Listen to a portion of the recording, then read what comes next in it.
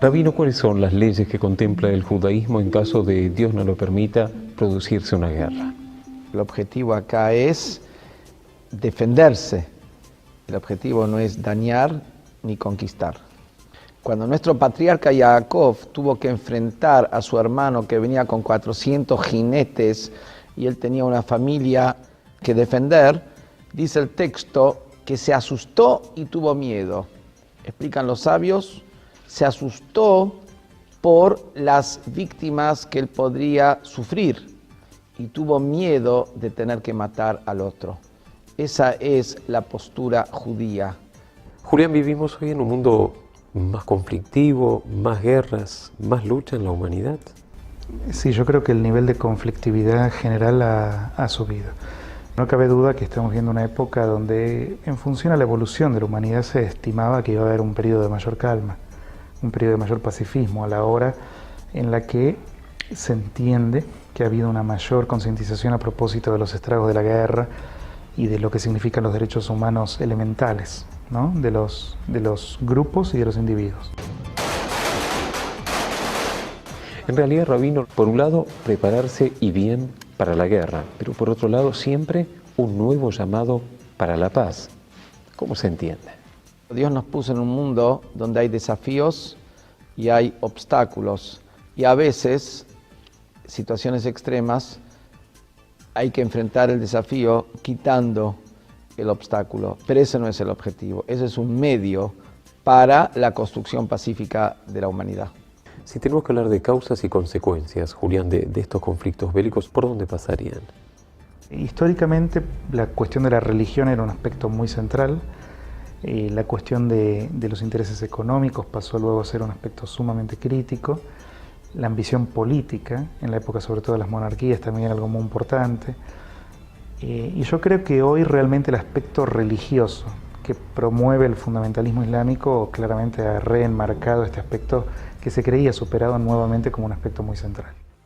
Rabino, cuando desde el judaísmo se habla de ejército de defensa, ¿qué es lo que se está diciendo?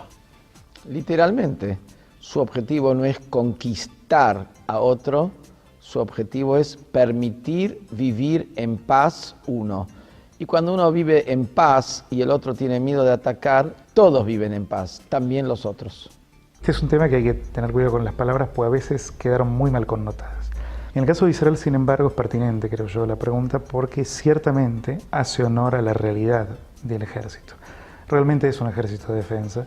A pesar de que existe esta imagen demonizada de Israel, la realidad es que es un ejército creado con un único propósito, y es garantizar la supervivencia nacional.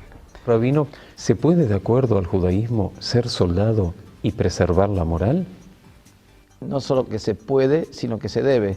El texto bíblico dice, Veayá Mahaneja Kadosh, que tu campamento sea sagrado. El soldado debe saber que está la presencia de Dios al lado de él y por ende tiene que mantener su altura. ¿Cómo podemos concebir, Julián, que haya analistas, intelectuales en el mundo todo y aquí, que asocien el accionar del ejército de defensa de Israel con la maquinaria nazi? Uno puede cuestionar una política de Israel. Uno puede decir, bueno, acá en esto Israel ha exagerado o no ha exagerado, Israel ha respondido adecuado o inadecuadamente, o uno está de acuerdo o en desacuerdo con determinada actitud política. Pero llevar a la acusación de que un Estado agobiado sistemáticamente por agresión terrorista, ininterrumpida, apadrinada por un Estado que declara abiertamente que quiere destruir la totalidad del Estado de Israel, y frente a esto acusar a los propios israelíes que se defienden de ser nazis cuando apenas 60 años atrás los propios judíos hemos sufrido el holocausto, yo creo que realmente es de una mala intención imperdonable. La profecía bíblica de Isaías, y voy a transformar vuestras espadas en arados, se va a cumplir de manera total cuando llegue el Mesías. Sin embargo, ya previo a la llegada del Mashiach, vemos cómo el mundo se encamina hacia eso.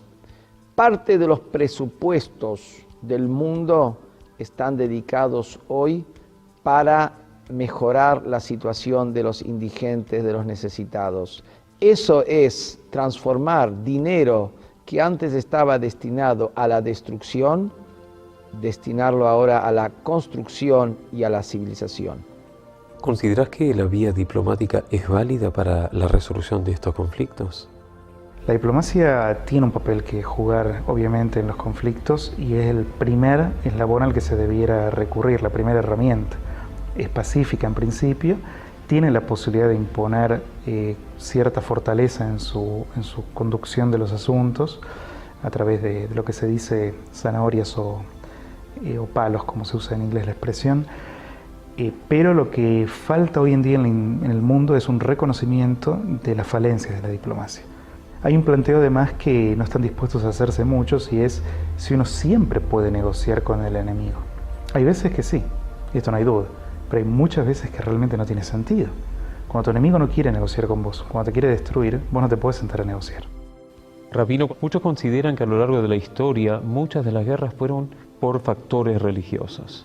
El hecho de que una guerra tenga una raíz religiosa no quiere decir absolutamente nada, porque el mandato de preservar la vida es un mandato religioso. Y cuando uno se tiene que defender de un agresor, es una obligación religiosa defenderse. Y es una obligación justificada absolutamente. Por eso, cuando hablamos de guerras motivadas por lo religioso, el tema pasa por cuando una religión quiere imponer su manera de pensar sobre otros a través de la guerra. Eso es lo que está absolutamente desaprobado por el judaísmo. ¿Sentís que de alguna manera la realidad sigue reflejando tierra por paz, tierra por guerra? Sí, específicamente y en relación a la cuestión más actual, la Franja de Gaza fue evacuada plenamente por Israel. No dejaron un judío, no dejaron un soldado. Les regalaron incluso estructura agrícola, sacaron sinagogas, algunas estructuras que quedaron fueron profanadas. Y frente a esto hubo una continuidad de la guerra, peor que cuando Israel estaba ocupando esa zona. En consecuencia, el planteo que cualquier israelí normal, objetivo, se hace es: ¿qué sentido tiene?